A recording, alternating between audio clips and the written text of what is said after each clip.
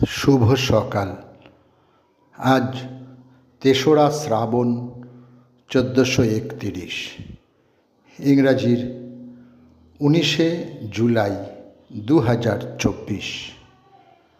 তৎকালীন সমর্পিত ও বিজিত প্রদেশের, বর্তমান উত্তরপ্রদেশের উচ্চ বালিয়া জেলার নাগোয়া গ্রামে এক ব্রাহ্মণ পরিবারে ১৯শে জুলাই ১৮২৭ জন্মগ্রহণ করেন মঙ্গল পাণ্ডে। ১৮৫৭ ভারতের সিপাহী বিদ্রোহ বা জাতীয় মহাবিদ্রোহের সূত্রপাত ঘটিয়েছিলেন মঙ্গল পাণ্ডে।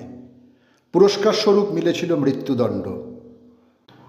১৯৪৭ সালে ভারত স্বাধীনতা অর্জন করল। এরপর ১৯৪৮ সালে ভারত সরকার তাঁর স্মরণে ডাক টিকিট জারি করেছিল। ১৯শে জুলাই ১৮৬৩ নদিয়া জেলার কৃষ্ণনগরে জন্মগ্রহণ করেন বিশিষ্ট বাঙালি কবি, নাটককার ও সঙ্গীত স্রষ্টা দ্বিজেন্দ্রলাল রায়। তিনি প্রায় ৫০০ গান রচনা করেছেন। সঙ্গীত জগতে যা দ্বিজেন্দ্র গীতি নামে পরিচিত। তার নাটকগুলিও ৪ শ্রেণীতে বিভক্ত: প্রহসন, কাব্যনাট্য, ঐতিহাসিক নাটক ও সামাজিক নাটক। পিতা কার্তিকেয় চন্দ্র নিজে ছিলেন একজন বিশিষ্ট খেয়াল গায়ক ও সাহিত্যিক এবং মা প্রসন্নময়ী দেবী ছিলেন অদ্বৈত আচার্যের বংশধর। হাস্যরসে তাঁর জুড়ি মেলা ভার। স্ত্রীর চেয়ে কুমির ভালো বলেন সর্বশাস্ত্রী, ধরলে কুমির ছাড়ে বরং ধরলে ছাড়ে না স্ত্রী। সোভিয়েত কবি, নাটককার, শিল্পী ও মঞ্চ চলচ্চিত্র অভিনেতা ভ্লাদিমির মায়াকোভস্কির আজকের দিনে দক্ষিণ জর্জিয়ার বাগদাদিতে জন্মগ্রহণ করেন। সময়টা ১৮৯৩। তিনি ছিলেন রুশ বিপ্লবের অন্যতম পথিকৃৎ। ওভারকোট আর হ্যাট মাথায় দীর্ঘদেহী মানুষটি পুঁজিবাদী সমাজের শোষণ আর মানুষে মানুষে অসাম্যের কথা বলেছেন। বনফুল ছদ্মনামে যিনি অধিক পরিচিত, সেই বলাইচাঁদ মুখোপাধ্যায়ের আজ জন্মদিন। ১৮৯৯ সালে আজকের দিনে পূর্ণিয়ার মণিহারি গ্রামে তিনি জন্মগ্রহণ করেন। কৈশোর বয়স থেকেই তিনি লেখালেখি শুরু করেন এবং শিক্ষকদের কাছ থেকে লুকোতে বনফুল ছদ্মনামের আশ্রয় নেন। তাঁর লেখায় মানব জীবনের নানান সূক্ষ্মাতিসূক্ষ্ম অনুভূতিগুলি প্রকাশ পায়। সময়টা ১৯০০। আজকের দিনে অধুনা বাংলাদেশের নেত্রকোনা জেলার মোহনগঞ্জ উপজেলার বাহাম নামক গ্রামে জন্মগ্রহণ করেন শৈলজারঞ্জন মজুমদার। পিতা রমণীকিশোর দত্ত মজুমদার, মা সরলা সুন্দরী।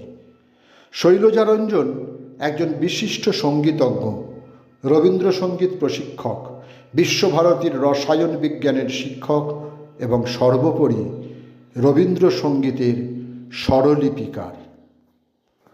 ১৯শে জুলাই ১৮৮৮ ৭৯ বছর বয়সে পরলোক গমন করেন ভারতীয় বাঙালি সমাজ সংস্কারক জয়কৃষ্ণ মুখোপাধ্যায়। বিবাহসূত্রে তিনি সাবর্ণ রায়চৌধুরী পরিবারের জামাতা। জয়কৃষ্ণ হুগলি জেলার উত্তরপাড়ায় যে সম্পত্তি ক্রয় করেন, দেখতে দেখতে তাঁর সম্পত্তির পরিমাণ দ্বারকানাথ ঠাকুরের সমতুল্য হয়ে দাঁড়ায়। ১৮৫২ 15ই এপ্রিল তাঁর উদ্যোগে প্রতিষ্ঠিত হয় এশিয়ার প্রথম পাবলিক লাইব্রেরি, বর্তমানে যা উত্তরপাড়া জয়কৃষ্ণ পাবলিক লাইব্রেরি নামে পরিচিত। তাঁরই উদ্যোগে উত্তরপাড়া হাই স্কুল ও কলেজ প্রতিষ্ঠিত হয়। কমলা দাশগুপ্ত ছিলেন ব্রিটিশ বিরোধী স্বাধীনতা আন্দোলনের অগ্নিযুগের এক ভারতীয় নারী বিপ্লবী ও সাহিত্যিক। বিপ্লবী দীনেশ মজুমদারের কাছে লাঠি খেলা শেখেন তিনি। বহুবার তিনি কারাবন্দী হন। আজ তাঁর মৃত্যুদিন ১৯শে জুলাই ২০০০। ৯৩ বছর বয়সে তিনি কলকাতায় প্রয়াত হন। দেশভাগের পর আত্মজীবনী লেখার পরিবর্তে তিনি লিখেছিলেন স্বাধীনতা সংগ্রামে বাংলার নারী। হুমায়ুন আহমেদ ছিলেন বাংলাদেশের একজন ঔপন্যাসিক, ছোট গল্পকার, নাটককার, গীতিকার, চিত্রনাট্যকার ও চলচ্চিত্র নির্মাতা। বাংলা কথা সাহিত্যে সংলাপপ্রধান নতুন শৈলীর তিনিই জনক। মিসির আলী এবং হিমু তাঁর সৃষ্ট অন্যতম দুটি জনপ্রিয় চরিত্র। আজ কবির মৃত্যুদিন।